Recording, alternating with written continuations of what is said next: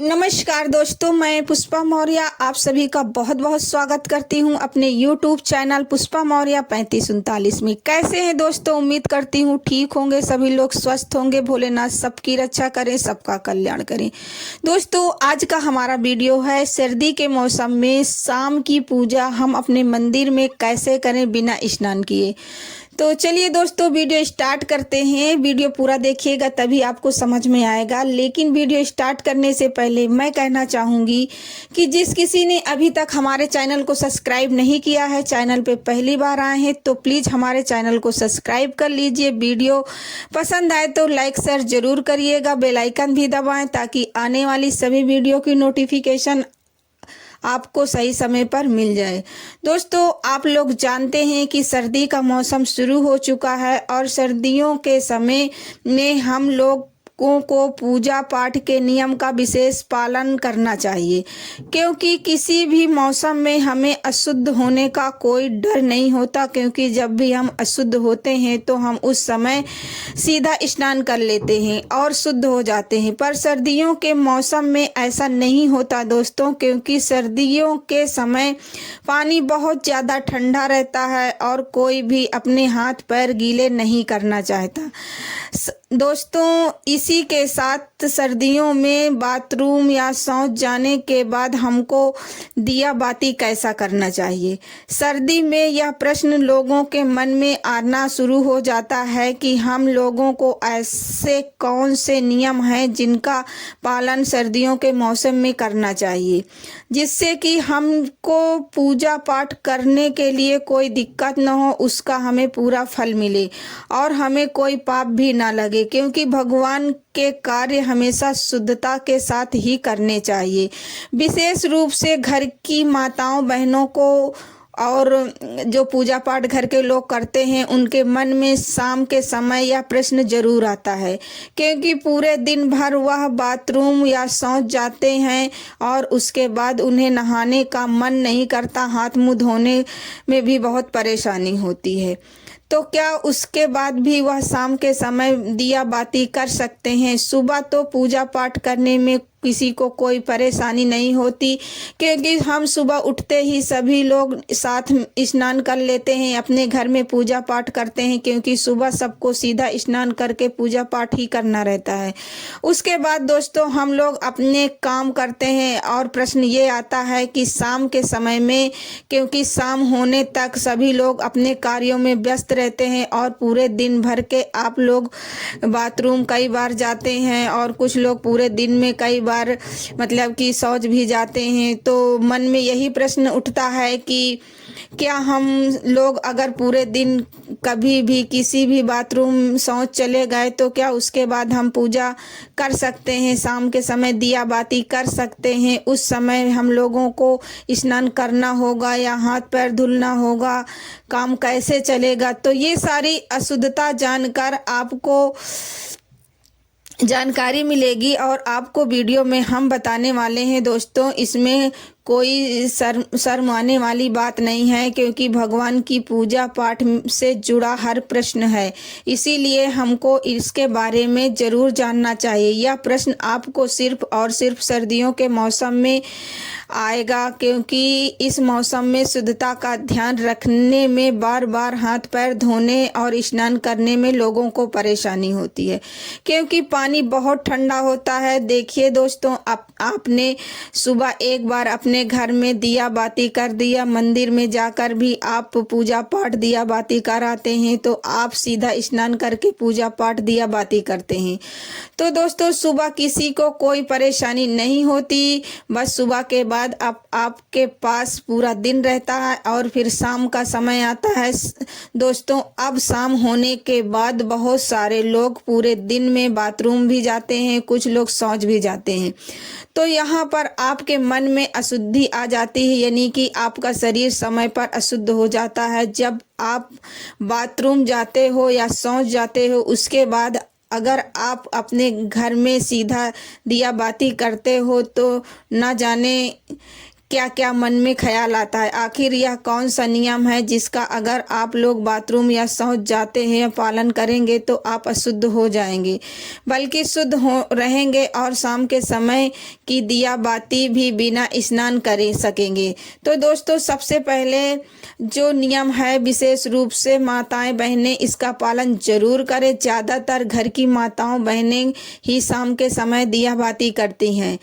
दोस्तों, सर्दियों के समय आप पूरे दिन भर में जब भी बाथरूम जाती हैं उस समय के लिए सबसे पहले आपका नियम सुन लीजिए, उसके बाद हम आपको शौच का नियम भी बताएंगे। सुबह स्नान करने के बाद, पूजा पाठ करने के बाद आप पूरे दिन भर में जब भी बाथरूम जाते हैं तो आप लोग बाथरूम में आने के बाद मात्र 3 काम करने से या 3 काम करने के बाद आप शुद्ध रहेंगे। शाम के समय दिया बाती भी कर सकेंगे। सबसे पहले आप बाथरूम जाएं तो बाथरूम से लौटने के बाद आपको सबसे पहले हाथ धोएं, अपने पैरों को धोएं और उसके बाद 3 बार कुल्ला करें।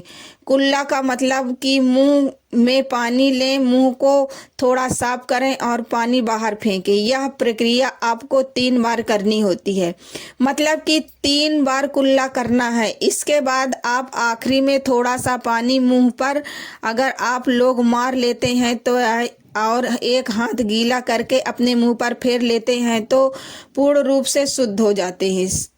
दोस्तों, यह नियम सर्दियों में माताओं बहनों के लिए नहीं बल्कि सभी लोगों के लिए है। चाहे आप बुजुर्ग हों, चाहे आप पुरुष हों, चाहे आप बच्चे हों, अगर आप बाथरूम से लौटने के बाद इस तरीके से ये 3 कार्य करते हैं तो आप पूर्ण रूप से शुद्ध हो जाते हैं।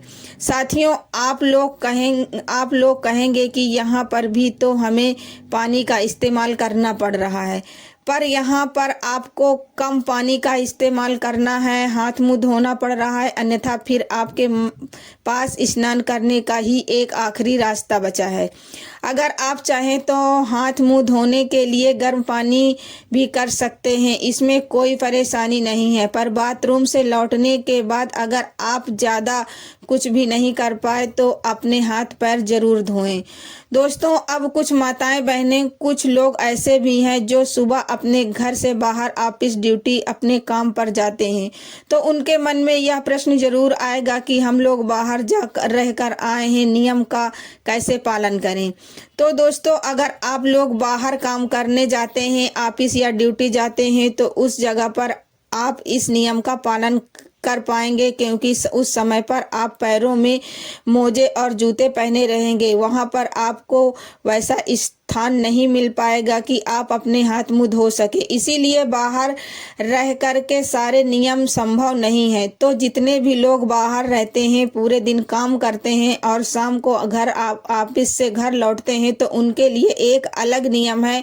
दोस्तों, अगर आप सभी लोग शाम को अपने घर लौटकर अगर गर्म पानी से स्नान कर सकें तो बहुत अच्छी बात है, अन्यथा अगर आप न कर पाए तो आप लोग शाम के समय घर पर आए तो अपने जो कपड़े हैं पूरे दिन पहने के रखे हुए हैं उनको उतार कर अलग रख दें। सबसे पहले आप ऑफिस या ड्यूटी से आकर अच्छे से गर्म पानी से अपने हाथ पैर मुंह जरूर धुल लें, कुल्ला कर लें, जरूर कर लें कुल्ला।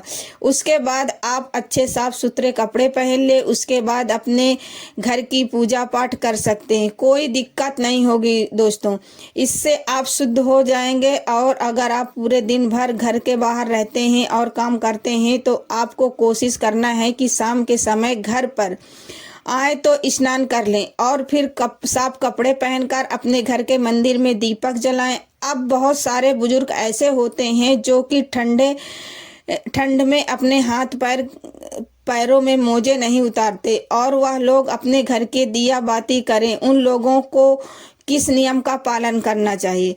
जितने भी बुजुर्ग जन हैं वह लोग बाथरूम जाते समय भले ही पूरे दिन मोजे न उतारें और सिर्फ हाथ धोकर कुल्ला करके बाहर आ जाएं।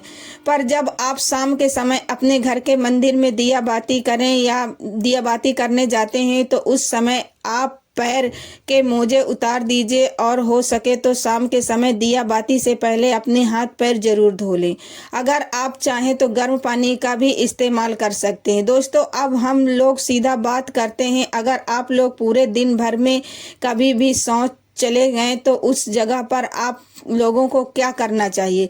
क्या हाथ पैर धोना चाहिए, स्नान करना चाहिए? क्या आप लोग उस समय शुद्ध रहते हैं या अशुद्ध? दोस्तों, अगर आप पूरे दिन भर में कभी भी अगर शौच चले गए तो आप पूर्ण रूप से अशुद्ध हो जाते हैं और शौच के समय अपने जो भी कपड़े पहन रखे हैं अपने साथ वह कपड़े भी अशुद्ध हो जाते हैं। इसीलिए शौच जाते समय सीधा नियम यही है कि जो भी लोग पूरे दिन भर में कभी भी शौच गए हैं उनको शौच आने के बाद सीधा स्नान करना चाहिए। अगर वह शौच के आने के बाद स्नान नहीं करते तो उनको शाम के समय दिया बाती करते समय मंदिर या नहीं जाना चाहिए, क्योंकि अगर आप शौच से आने के बाद स्नान नहीं कर रहे आप अशुद्ध रहते हैं। इसीलिए पूरे दिन में जब भी आप शौच जाएं तो आपको उसके बाद स्नान जरूर करना चाहिए, तभी आप शुद्ध हो पाएंगे। अगर आपको यह इतना सर्दी होने के कारण तो उस दिन आपने घर के मंदिर में दिया बाती न जलाएं। उस दिन आप अपने घर में किसी और से दिया बाती जलवा लें। दोस्तों, यहाँ पास प्रश्न यह उठता है, सर्दी के समय ज़्यादातर लोग मोटे मोटे कपड़े स्वेटर वगैरह पहने रहते हैं तो वहाँ शौच जाते हैं तो इतनी सारी चीज़ों को धोना संभव नहीं है। तो वहाँ क्या करें दोस्तों, उस समय आप जब भी शौच जा रहे हो तो उतने ही कपड़े पहन कर जाएं जो आप बाद में धो सके। बाकी के कपड़े उतार कर बाहर रख दें और शौच से लौट कर आने के बाद खुद स्नान करें। फिर उन कपड़ों को भी आप बिना धोए पहन सकते हैं। फिर भी स्नान करके आप वो मोटे कपड़े सर्दी वाले पहन सकते हैं जो आपने पहले ही उतार कर बाहर रख दिया है। सर्दियों में हमें कितने आपको नियम बताए हैं। सर्दियों के नियम से जुड़े हुए नियम छोटे छोटे बच्चे, बुजुर्ग जन जिनकी तबीयत ठीक नहीं रहती है इन पर लागू नहीं होते। इसीलिए आप इन सब बातों का ध्यान रखते हुए इन नियमों का पालन करें। बाकी भगवान के मंदिर में भी अगर आप जा रहे हैं तो भी आपको इन सभी नियमों का पालन करना चाहिए। सर्दियों में साथ दोस्तों, इसी के साथ में स्त्री 3 जगह कभी अपवित्र नहीं होती है। सबसे पहले अगर माताएं बहनें के छोटे छोटे बच्चे हैं वह गंदगी कर रहे हैं और आप उनको साफ कर रहे हैं तो उस समय आप अशुद्ध नहीं होंगी, आपको स्नान करने की ज़रूरत नहीं है। आप बच्चों की देख रेख करते हुए भी शाम के समय दीपक जला सकते हैं, क्योंकि उस समय आप अशुद्ध नहीं होते। इसके बाद में अगर कोई माता बहन पति की परेशानी में है और आप उनकी सेवा कर रही हैं तो आप पति की सेवा करते समय भी आप कभी अपवित्र नहीं होती हैं, आपको स्नान करने की ज़रूरत नहीं होती है। इसके बाद अगर कोई स्त्री अपने घर के बुजुर्ग सास ससुर की सेवा कर रही है, गंदगी साफ कर रही है तो उस जगह भी वह स्त्री अपवित्र नहीं होती है। इन 3 स्थानों में अगर स्त्री या माताएं बहनें कभी भी किसी की सेवा कर रही हैं तो वो कभी अपवित्र नहीं मानी जाती और अपने हाथ पैर मुंह धोकर शाम के समय मंदिर में दिया बाती कर सकती हैं। उनको स्नान करने की कोई ज़रूरत नहीं है दोस्तों। इसके अलावा आपको हमने नियम बताए हैं स्थानों पर आपको फिर स्नान करने की ज़रूरत नहीं होगी। इसके बाद ही आप शाम के समय की बाती दिया बाती कर दें। तो भक्तों, जाने अनजाने में जो भी आप लोग मतलब गलतियां करते हैं वो भगवान से माफ़ी मांग लीजिए, भगवान जी माफ़ कर देंगे। और जितने नियम मैंने बताए हैं इन नियमों का आप पालन करिए। फिर मिलते हैं दोस्तों कुछ नई जानकारी के साथ, तब तक के लिए राधे राधे, जय श्री कृष्णा।